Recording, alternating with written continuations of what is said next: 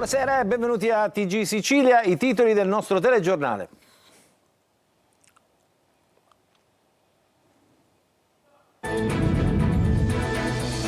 L'ex presidente della regione siciliana Totò Cuffaro agli arresti domiciliari. Per la procura si sarebbe stato a capo di un comitato d'affari che avrebbe deciso appalti, nomine dei vertici della sanità e truccato concorsi pubblici. Respinta la richiesta di arresto per il deputato Saverio Romano coinvolto nella stessa inchiesta.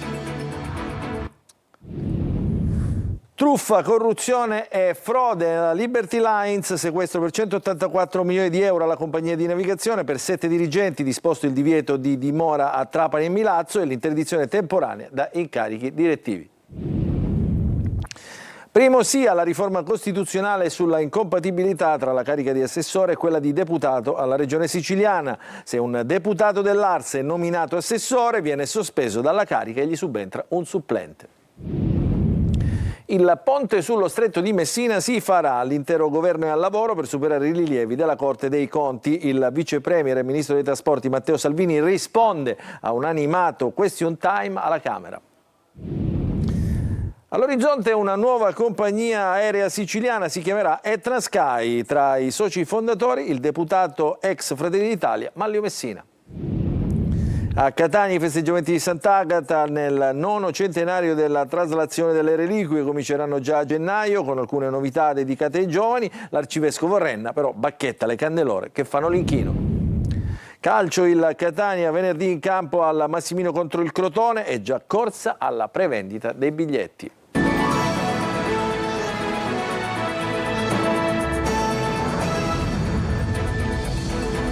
Ancora buonasera, cominciamo il nostro telegiornale con l'inchiesta della sanità che ha coinvolto Totò Cuffaro, che è finito ai domiciliari, accolta la richiesta della Procura di Palermo che lo accusa di corruzione, turbativa d'asta e associazione a delinquere. Il servizio di Eva Spampinato.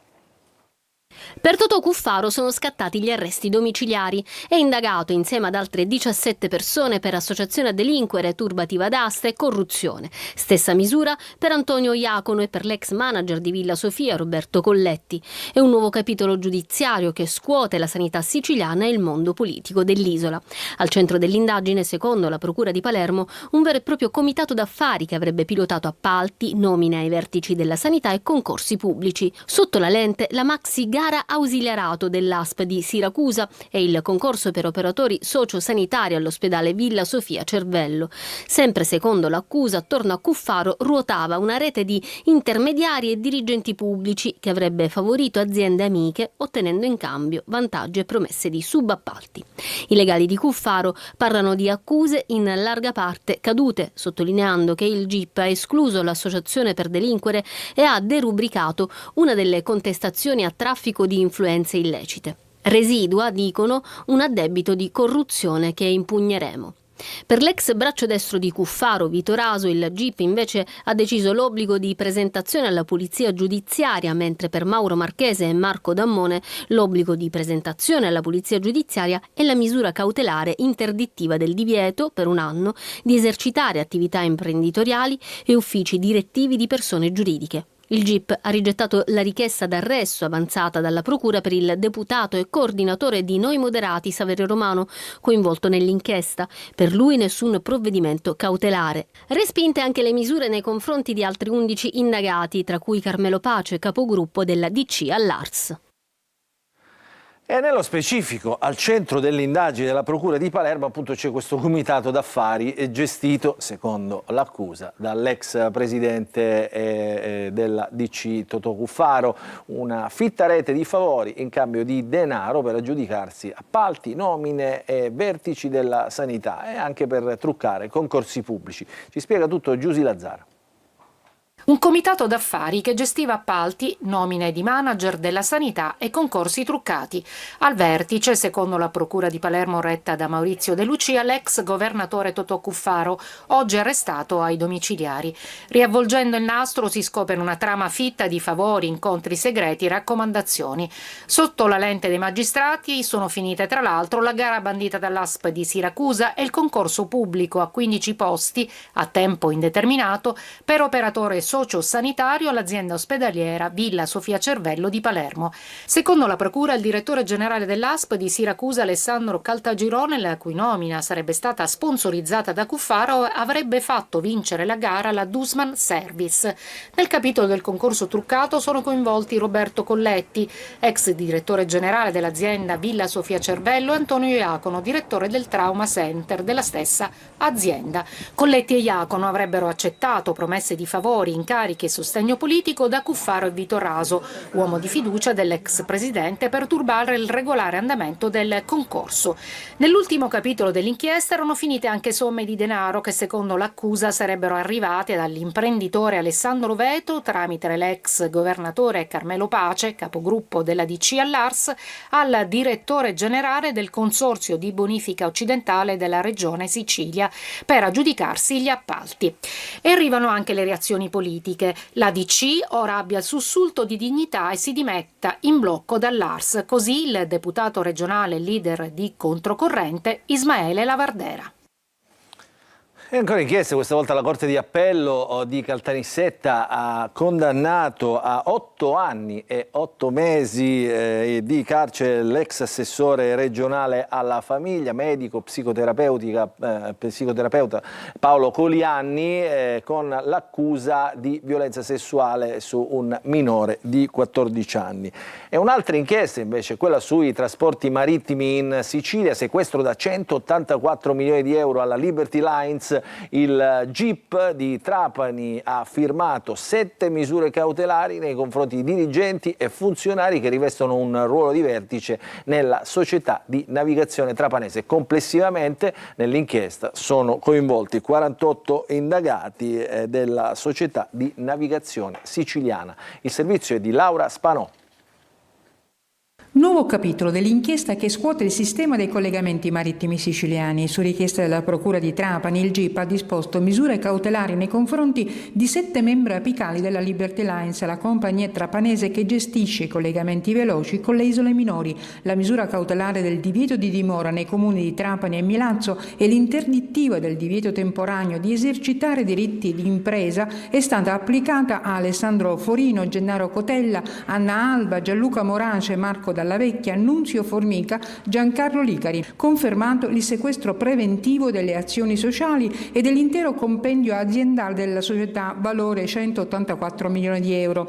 Per gli inquirenti l'indagine ha accertato l'esistenza di un sistema fraudolento per ottenere contributi pubblici non rispettando i contratti di servizio e la convenzione ministeriale. Accertate omissioni sulle avarie dei mezzi, sull'applicazione dei protocolli di sicurezza e sulla comunicazione delle criticità tecniche delle unità navali. Una dinamica, dicono gli inquirenti, che avrebbe consentito alla compagnia di continuare a ricevere le erogazioni previste con possibili ricadute anche sulla sicurezza dei passeggeri. L'operatività aziendale non si ferma, la società verrà gestita da un collegio di 3 amministratori giudiziari. L'inchiesta coinvolge 48 indagati, tra cui la società di navigazione siciliana.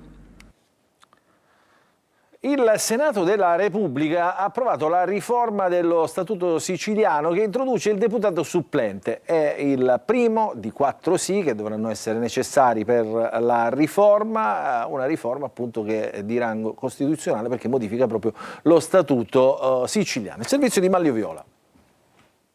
Arriva il primo sì alla riforma costituzionale dello Statuto regionale siciliano che introduce contestualmente l'incompatibilità fra la carica di assessore e quella di deputato regionale e la figura del deputato supplente. In pratica la legge stabilisce che se un deputato viene nominato assessore gli subentra il primo dei non eletti nella medesima lista, ma il suo sarà un incarico di supplenza. Se l'assessore dovesse smettere di ricoprire l'incarico di governo tornerebbe a fare il deputato e il supplente dovrebbe lasciargli nuovamente il posto.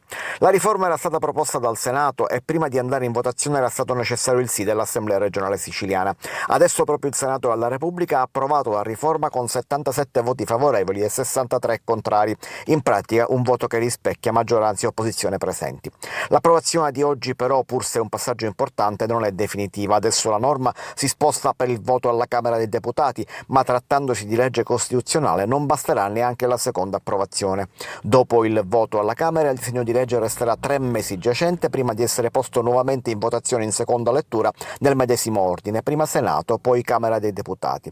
Dopo sarà necessaria la pubblicazione in Gazzetta Ufficiale e una legge regionale attuativa che regolamenti le due figure di assessore e deputato supplente. I tempi quindi sono abbastanza lunghi. Altamente improbabile, anche se non impossibile, che la norma entri in vigore in questa legislatura regionale. Nonostante ciò è battaglia politica, la relatrice della norma, Daniela Ternullo di Forza Italia, parla di un punto di svolta fondamentale per garantire equilibrio e trasparenza. Il senatore di Fratelli d'Italia Salvo Pogliese sottolinea che la legge garantisce la divisione fra potere legislativo ed esecutivo, ma le opposizioni parlano di ennesimo poltronificio. Adesso parliamo del ponte sullo Stretto. Il ministro Salvini non molla, oggi ha risposto al question time alla Camera e ha ribadito: il ponte si farà perché ce lo chiede l'Europa. Duri gli attacchi dell'opposizione che lo accusa di aver fatto una pessima figura di fronte al Paese. Il servizio di Orazio Longo. Parto da una premessa: il ponte sullo Stretto si farà. Matteo Salvini è categorico nel question time alla Camera, replicando le parole del deputato Bonelli di Alleanza Verdi e Sinistra, che ha sottolineato come il vice premier abbia fatto una pessima figura di fronte al Paese dopo che la Corte dei Conti non ha dato il visto di legittimità. State utilizzando 13,5 miliardi di euro degli italiani senza alcuna prudenza. Per questo, ha detto Bonelli, abbiamo segnalato tutto alla Corte dei Conti europea. La replica del ministro per le infrastrutture. Parto da una premessa: il ponte sullo Stretto si farà. Milioni di italiani lo vogliono, lo aspettano, lo meritano. Oltretutto, la realizzazione del ponte sullo Stretto di Messina non è un capriccio del ministro Salvini o del governo, è una priorità per la stessa Unione Europea. Salvini sottolinea come la scelta di non procedere con una nuova gara non sia di convenienza, ma di buonsenso, dice. L'intero governo è al lavoro sui primi rilievi trasmessi dalla Corte dei Conti. Parliamo di rilievi di diversa natura. Sono in corso gli approfondimenti tecnici, non politici, per comprendere come integrare al meglio il corposo apparato documentale già disponibile.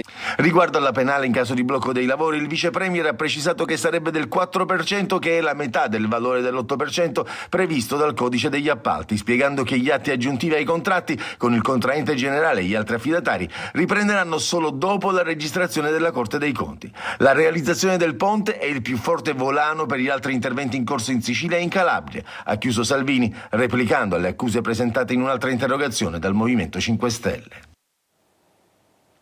E mentre il ponte è ancora in fase preliminare nella sua realizzazione, decollerà in estate una nuova compagnia aerea lanciata proprio dal deputato ex deputato di Fratelli d'Italia Manlio Messina. Si chiamerà Etna Sky e non sarà una low cost. Ci racconta tutto Lorena Dolci.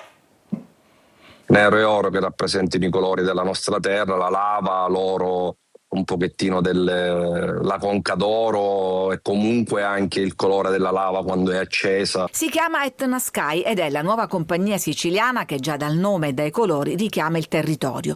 Dopo settimane di indiscrezioni, l'annuncio ufficiale con questo post del deputato, ex di Fratelli d'Italia Manlio Messina, che invita a volare Made in Sicily. Non è un caso che l'ufficializzazione arrivi proprio sotto le feste, quando il costo dei biglietti si impenna. In realtà non è una low cost, è una compagnia aerea in tutto e per tutto, ma quello che possiamo assicurare ai siciliani è che per tutti coloro che appunto sono di sangue siciliano sicuramente vi saranno prezzi assolutamente calmierati. Obiettivo: primo volo entro l'estate per far viaggiare i siciliani in Italia e all'estero, ma anche portare nell'isola tanti turisti. La società è già stata costituita e schiera per ora 15 aeromobili. Ora parte l'iter degli accertamenti tecnici. Ancora top secret i nomi degli altri imprenditori della cordata. Il fulcro principale sono quasi tutti imprenditori siciliani, e poi ci sono anche 2 imprenditori che non sono siciliani, anche se lavorano comunque in Sicilia. Se il progetto andrà in porto, Etna Sky sarà la prima vera compagnia siciliana dopo Winjet. Un addio alla politica per l'ex esponente di Fratelli d'Italia, che ha lasciato il partito non senza polemiche. Il mio intento è sempre quello di fare qualcosa per la mia terra, e si può fare anche con strumenti diversi rispetto alla politica. La politica è una passione che ho sempre avuto, mi piace, anche se qualcuno ha pensato bene di farmela passare questa voglia.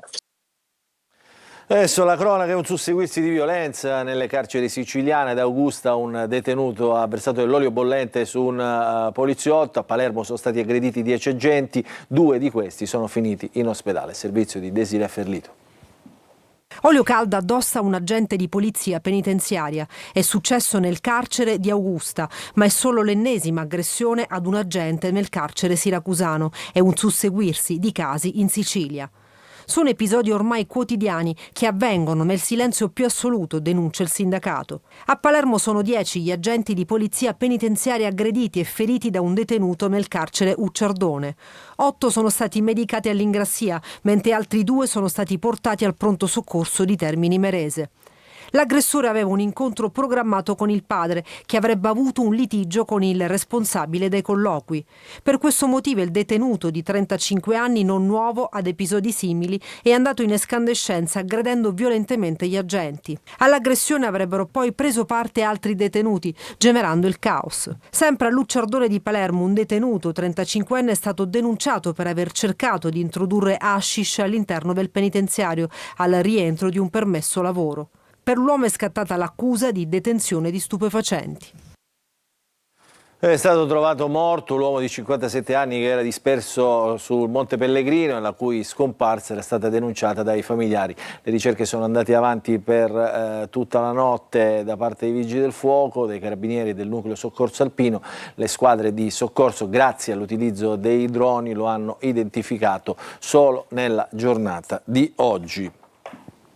Adesso andiamo a Catania, dove è stato presentato il ricco programma per i festeggiamenti di Sant'Agata. Questa edizione, in cui ricorre il 9° centenario della traslazione delle reliquie, riserva alcune novità dedicate ai ragazzi. L'arcivescovo Renna punta il dito sulle candelore riverenti. Il servizio di Simona Mazzone. La festa di Sant'Agata compie 900 anni e Catania si prepara a celebrare la sua santa patrona con l'evento più atteso dell'anno dalla città, immerso tra fede, folklore, passione e devozione. Novità delle celebrazioni 2026, dal 9 all'11 febbraio ostensione straordinaria del busto reliquiario dedicata ai ragazzi, che potranno inoltre visitare il sacello, la celebre Cammaredda. Già a gennaio i primi appuntamenti e quest'anno il solenne pontificale di giorno 5 verrà concelebrato con il cardinale Mario Grech, vescovo emerito di Gozo. Monsignor Renna, che ha già commissariato circoli e associazioni, assicura sul Fercolo vige un rigido protocollo e punta il dito sul fronte delle candelore. Quando ci sono delle persone che ad un certo punto si macchiano di alcuni clamorosi errori, come quello di passare per alcune strade, fermarsi davanti ad alcune case o ad alcuni bar, allora la candelora deve stare ferma, e su questo ci siamo proposti con il Presidente del Comitato di essere più severi. Per me si dovrebbe fermare addirittura per 2 anni. Tra le iniziative collaterali, il concerto del 2 febbraio al Teatro Bellini, dove si esibirà la banda dei Carabinieri con 70 orchestrali e il cui ricavato servirà per ricostruire la biblioteca dopo l'incendio doloso alla scuola Pestalozzi. La festa per noi significa creare sempre quell'atmosfera di coesione, infondere buone prassi per far comprendere che tutti siamo parte di quella città che dobbiamo sostenere e dobbiamo aiutare. Come sempre Antenna Sicilia, Telecolor e Sicilia Web seguiranno in diretta tutti i momenti più significativi della festa. E restiamo a Catania perché i residenti della Civita chiedono lo stop alla pedonalizzazione, lo stop dei lavori. È stata avviata una petizione. Servizio di Tonino De Mano. La Civita non può essere ignorata. Noi cittadini vogliamo avere voce in capitolo. I lavori per la pedonalizzazione di via Porta di Ferro tolgono il sonno a residenti, commercianti e titolari di strutture ricettive. Dove parcheggiamo? Come passeranno i disabili? Come si impedirà all'acqua di entrare dentro le case al piano terra? Quesiti posti nero su bianco a supporto di un'istantanea raccolta firme. In pochissimi giorni ho raccolto più di 100 adesioni, l'abbiamo protocollato e consegnato al Comune e attendiamo risposta dal Sindaco e dall'amministrazione. Non le mandano a dire Graziano Bonaccorsi, vicepresidente e commissione urbanistica, e Giuseppe Buio, consigliere del primo municipio. La situazione è tragicomica perché l'amministrazione interviene senza consultare non solo le commissioni di merito come la commissione urbanistica, ma neanche i cittadini. Quello che è mancato è stato proprio il confronto per capire e poter chiedere le soluzioni ideali e giuste per questa questa zona, che nel frattempo ci sia un confronto per trovare una soluzione, ma per dare una risposta alla Civita e ai catanesi tutti. Sono esasperati, chiedono lo stop dei lavori e soprattutto di essere ascoltati. Non si è capito ancora che la Civita non è solo dei turisti, ma è dei cittadini e di quelli che abitano qui da tanti anni. La chiusura della via Porta di Ferro come via Grezzella e via Vecchio Bastione è assolutamente sciagurata. Porterà solamente disagi ai residenti, disagi alle attività commerciali, non risolverà niente. Il quartiere non ha bisogno di una strada pedonale per fare passeggiare i turisti. Sono molte problematiche per i posteggi, quindi bisogna fare un tavolo di confronto per trovare una soluzione. La pedonalizzazione costerà 4 milioni di euro, durata dei lavori almeno un anno. Adesso andiamo ad Acireale perché cominciano le iniziative del Natale all'insegna della tradizione e servizio. Luci, suoni e tradizioni. Acireale, cuore barocco della Sicilia, si prepara come ogni anno a un Natale ricco di eventi e appuntamenti. Le strade si accendono di addobbi e decorazioni che invitano cittadini e visitatori a riscoprire il fascino del centro storico, tra angoli suggestivi, scorci e atmosfera natalizia. La città diventa una scenografia perfetta. Sono tante le associazioni che stanno collaborando come ogni anno e poi gli spettacoli sia all'interno delle chiese sia la notte clou, la notte di Natale, così come da tradizione. Il primo appuntamento, l'accensione dell'albero in Piazza Duomo, previsto per sabato alle ore 18. A seguire degustazioni di panettoni artigianali dai maestri pasticceri accesi e poi concerti, spettacoli natalizi per grandi e piccoli, il mercatino e la casa di Babbo Natale, l'incantevole percorso tra i presepi delle chiese di Santa Maria della Neve con il presepe settecentesco. Un presepe particolarmente bello, caratteristico, che quest'anno sarà ancora più ampliato rispetto all'anno scorso. Eventi di beneficenza come il pranzo solidale del 28 dicembre a cura della comunità di Sant'Egidio.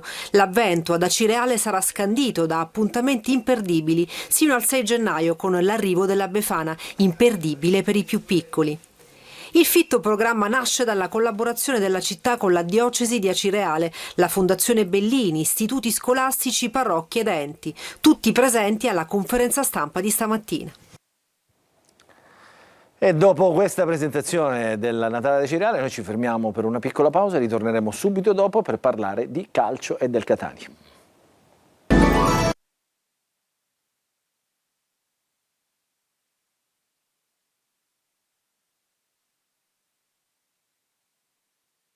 Apriamo la pagina dello sport, andiamo a parlare del Catania che si avvia alla sfida contro il Crotone che si terrà al Cibali venerdì prossimo. La prevendita sta già volando, ultimi biglietti a disposizione in Curva Sud, bassa disponibilità anche in Tribuna A. Il servizio.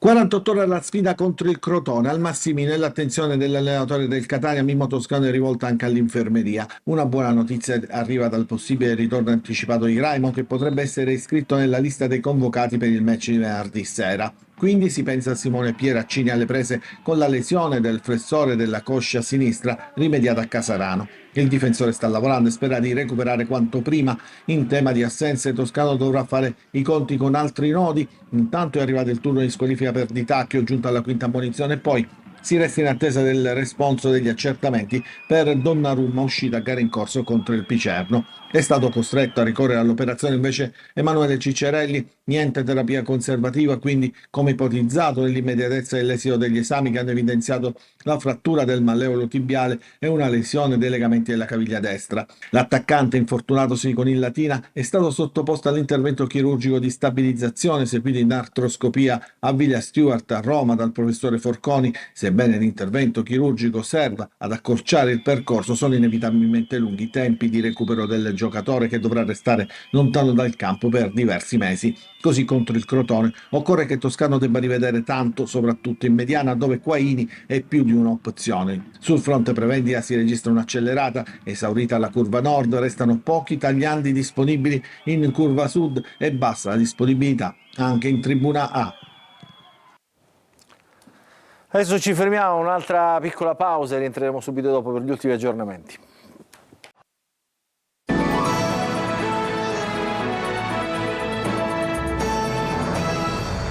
Entriamo in diretta, non ci sono aggiornamenti dell'ultima ora, dunque il nostro telegiornale finisce qui. Vi ringraziamo per averci seguito, vi auguriamo un buon proseguimento di serata a tutti.